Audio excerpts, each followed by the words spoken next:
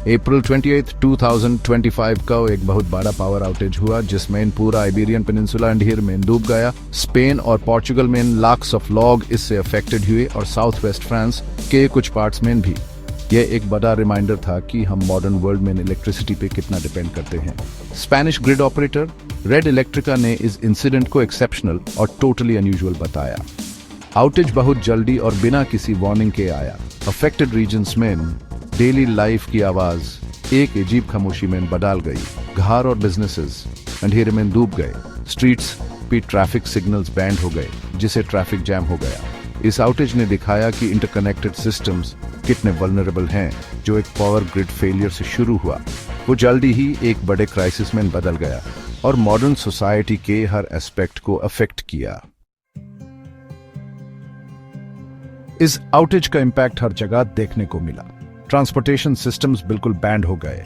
Traffic lights band होने से traffic jams हो गए और एक्सीडेंट्स का रिस्क बढ़ गया। मद्रिद और लिस्बन जैसे बड़े सिटीज में मेट्रो सर्विसेज बैंड हो गई जिससे कम्यूटर्स फंस गए।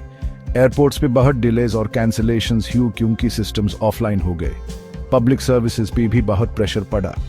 लिफ्ट्स बैंड हो गई, लोग अंदर फंस गए और इमरजेंसी रिस्पॉन्डर्स को भी दिक्कत हुई। हॉस्पिटल्स ने बैकअप जनरेटर्स यूज किए, लेकिन इस सिचुएशन ने दिखाया कि अगर आउटेज लंबा चला तो क्या सीरियस कॉन्सिक्वेंसेस हो सकते हैं। बिजनेस बैंड हो गए क्योंकि बिना बिजली के काम करना इम्पॉसिबल था।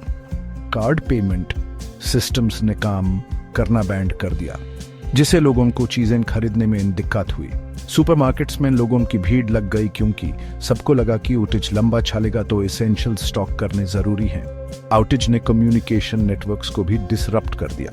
पोर्चुगल में इंटरनेट ट्रैफिक 90% तक गिर गया जबकि स्पेन में 80% की डिक्लाइन देखी गई। इस डिसरप्शन ने दिखाया कि हम डिजिटल इंफ्रास्ट्रक्चर पे कितना डिपेंड करते हैं और ऐसे इवेंट्स में हम कितने आइसोलेटेड हो सकते हैं।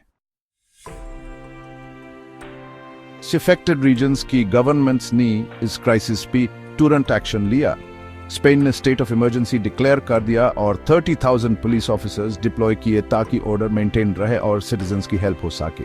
पोर्चुगीज प्राइम मिनिस्टर मोंटेनेग्रो ने एनर्जी क्राइसिस डिक्लेयर कर दिया और बताया कि उनका देश स्पेनिश इलेक्ट्रिसिटी इंपोर्ट्स पे कितना डिपेंडेंट है। फ्रांस, जहां इम्पैक्ट कम था, वहां बास्के कंट्री में माइनर आउटेजेस हुए। फ्रेंच ग्रिड ऑपरेटर आरटीई ने नॉर्दर्न स्पेन को पावर सप्लाई करने की कोशिश की ताकि रेस्टोरेशन में मदद मिल सके। आउटेज का एग्जैक्ट रीजन अभी तक पता नहीं चला है।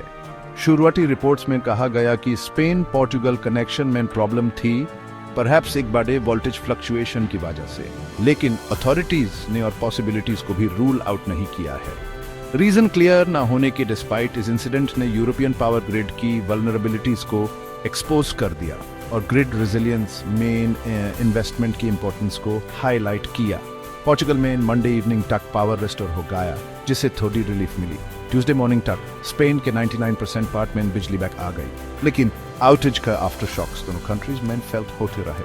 ट्रांसपोर्टेशन सिस्टम्स में डिस्ट्रप्शंस आते रहे, ट्रेन्स लेट होती और फ्लाइट्स बैकलॉग में। अप्रैल 28 के आइबेरियन ब्लैकआउट एक बड़ा रिमाइंडर था कि हम इंटरकनेक्टेड वर्ल्ड में कितने वल्नरेबल हैं।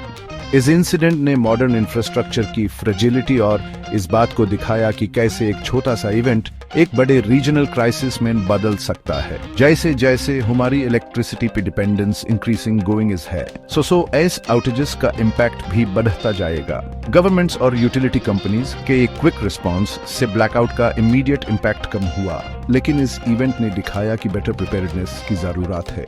ग्रिड रेजिलियंस में इन्वेस्टमेंट जिसमें स्ट्रॉन्ग इंटरकनेक्शंस और बेटर साइबर सिक्योरिटी मेजर्स शामिल हैं। फ्यूचर में ऐसे इवेंट्स को प्रिवेंट के लिए बहुत जरूरी है।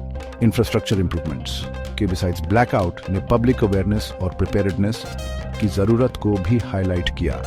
सिटीजन्स को पता होना चाहिए कि लार्ज स्केल आउटेजेस के दौरान सेफली और इफेक्टिवली कैसे रिस्पॉन्ड करना है। इसमें इमरजेंसी किट्स रेडी रखना और क्राइसिस के टाइम रिलायबल इंफॉर्मेशन कैसे एक्सेस करनी है ये जाना भी शामिल है। अप्रैल 28 का ब्लैकआउट डिसरप्टिव और डिस्टर्बिंग करने वाला तो था, लेकिन एक बड़ा लेसन भी सिखाता है। इस एक्सपीरियंस से लर्न कर रेजिलिएंट इंफ्रास्ट्रक्चर में इन्वेस्ट करके और पब्लिक अवेयरनेस इंक्रीज कर हम रिस्क्स को कम कर सकते हैं और अनएक्सपेक्टेड इवेंट्स के लिए अपनी रेसिलियंस को स्ट्रॉन्ग कर सकते हैं।